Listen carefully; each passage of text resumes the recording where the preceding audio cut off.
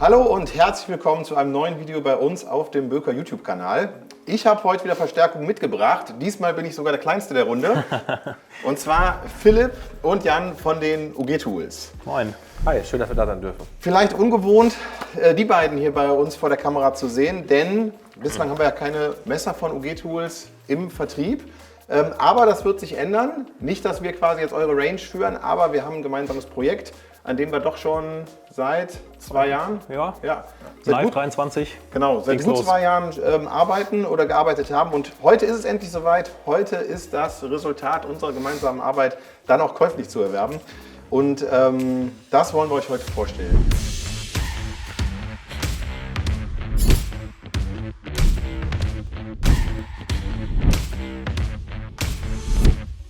Bevor wir einsteigen, aber mal ganz kurz Pocket-Check.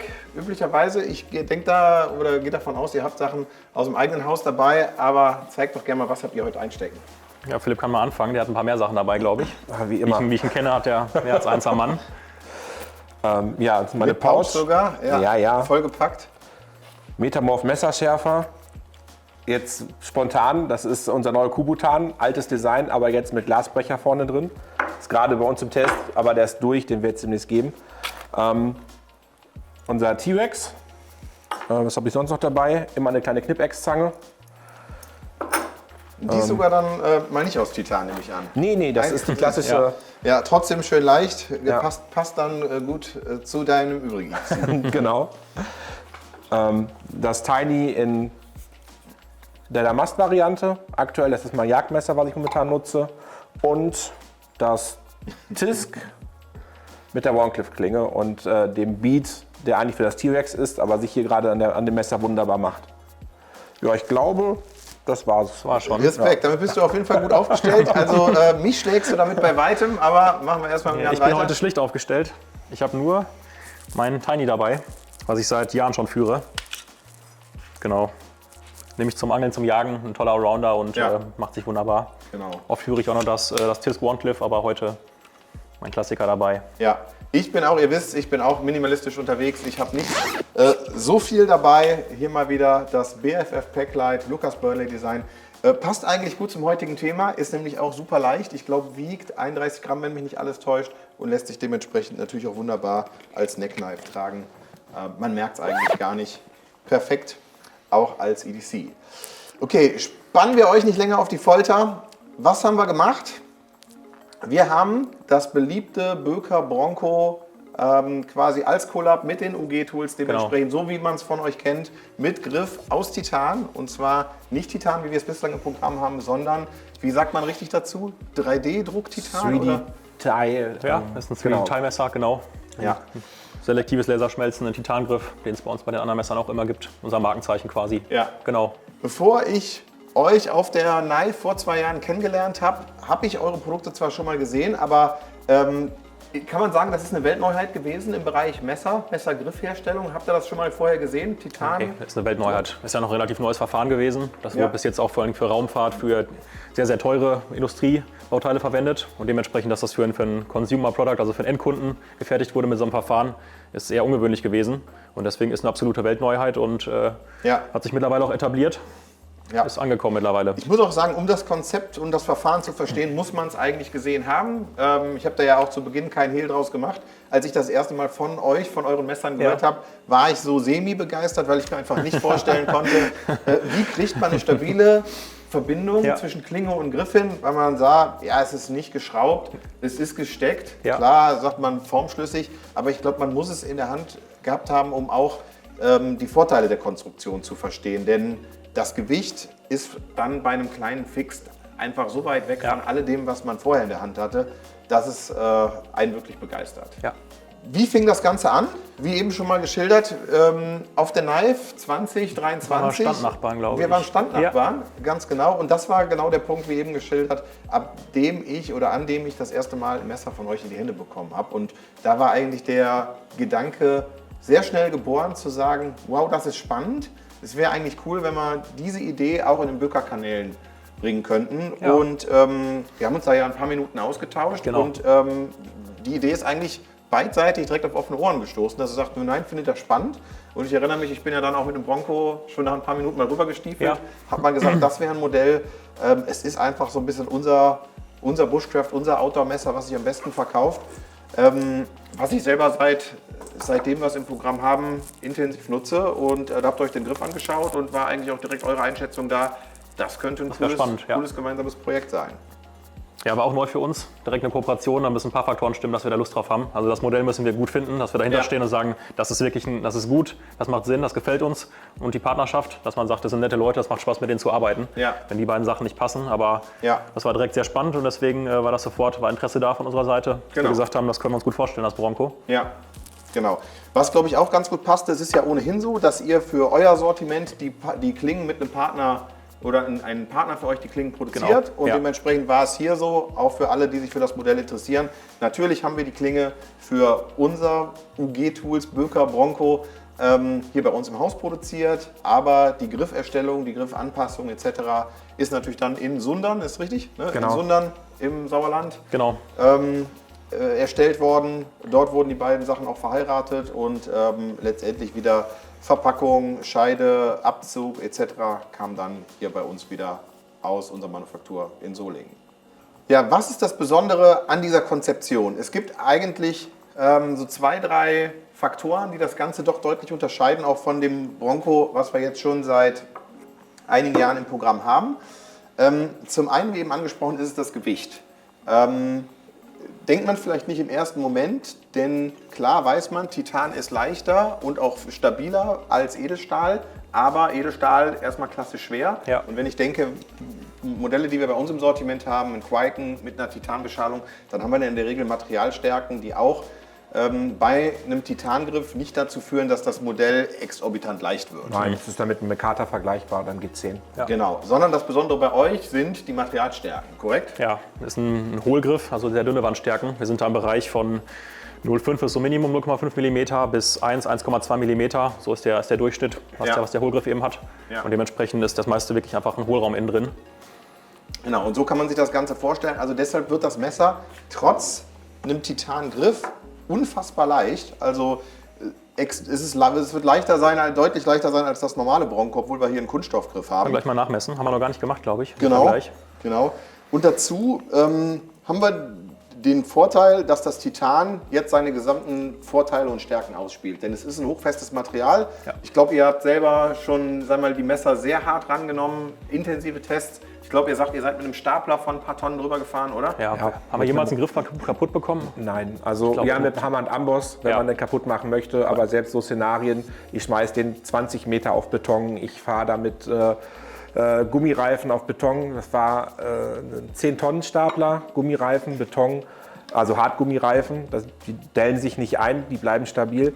10-mal vor und zurück über das Messer drüber gefahren, das hat jetzt nicht kaputt gemacht. Also die Konstruktion muss man kaputt machen wollen, dann kriegt man die kaputt. Aber alle Szenarien, die uns einfallen, die passieren können, Auto drüber fahren, LKW drüber fahren, haben wir alles getestet. Den Griff kriegt man so nicht zerstört. Ja. Zerstörung gucken wir uns gleich noch an. Auch da habt ihr mir bei euch vor Ort, als ich euch besucht habe, eindrucksvoll gezeigt, was man damit machen kann. Und das fand ich wirklich faszinierend. Kannte ich so nicht, dass das ein Messer ab kann oder ein Messergriff. Trotz 70, 80 Gramm dann, dass es trotzdem was aushält. Genau. Ja. Jetzt auch vielleicht ein potenzieller Kritikpunkt, dass man sagt, ja gut, aber ein Titangriff, der ist ja einfach kalt. Ja, also Bronco, wir haben einen weichen Gummigriff, schön, fühlt sich immer warm an, kann ich bei minus 3 Grad draußen in die Hand nehmen und das Messer wirkt nie kalt.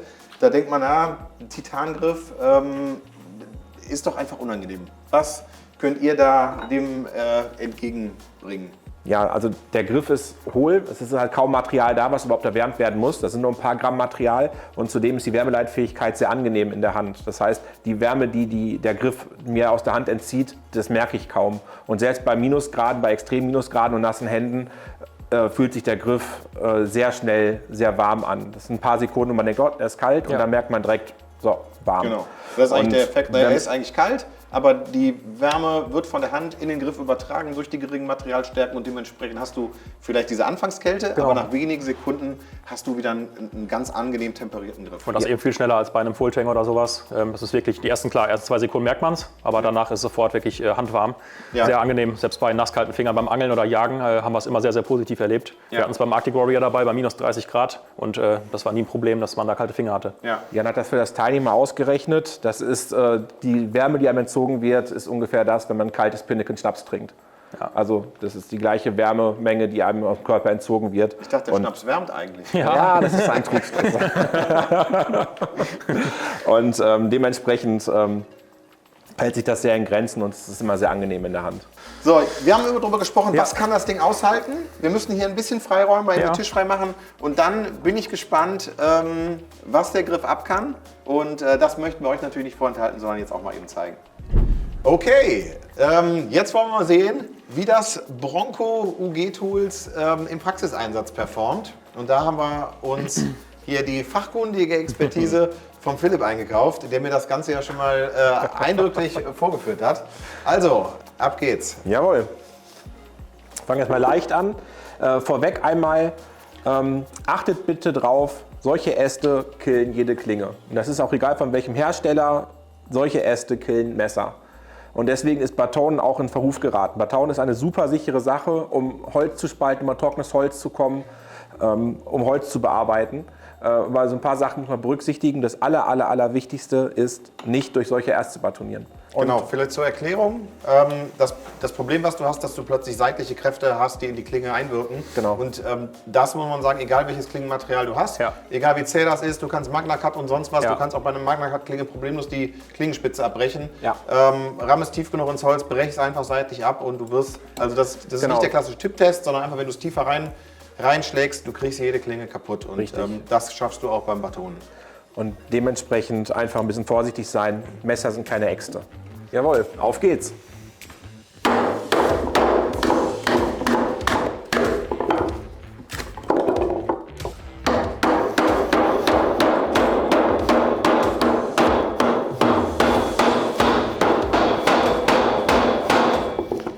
Nur mal gucken, ob hier irgendwo ein Ast ist, den ich nicht gesehen habe. Hier vorne läuft einer lang. Auch hier, ich mache das jetzt natürlich, um zu zeigen, was das Messer aushält. In der Natur draußen würde ich jetzt einfach hier vorne ansetzen und ein anderes Stück batonieren. Warum soll ich mein Messer riskieren, meine Kräfte verbrauchen, wenn ich einfach mit einer anderen Position viel effektiver arbeiten kann?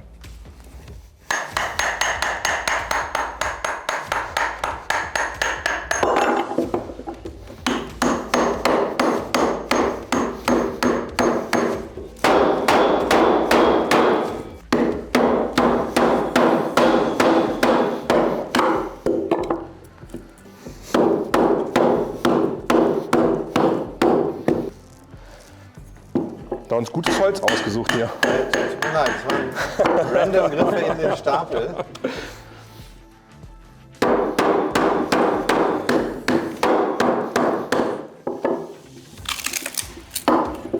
Hier kann man das schön sehen. Wenn man das hier an dieser Stelle übertreibt, wo das Holz so schön glatt geworden ist, da trennt man gegen die Maserung.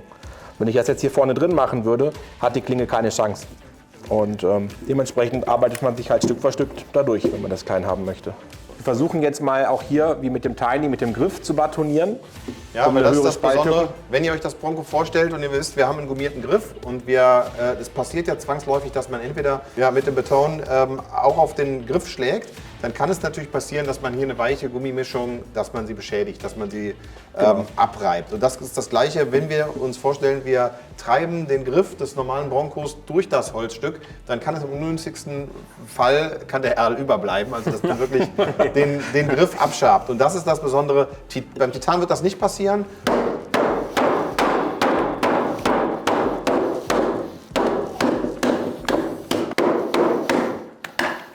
Das schont die Klinge vor allen Dingen. Ne? Die ist weg vom Schneidgut, die kommt nicht in den Ast rein, drückt schön offen den Spalt.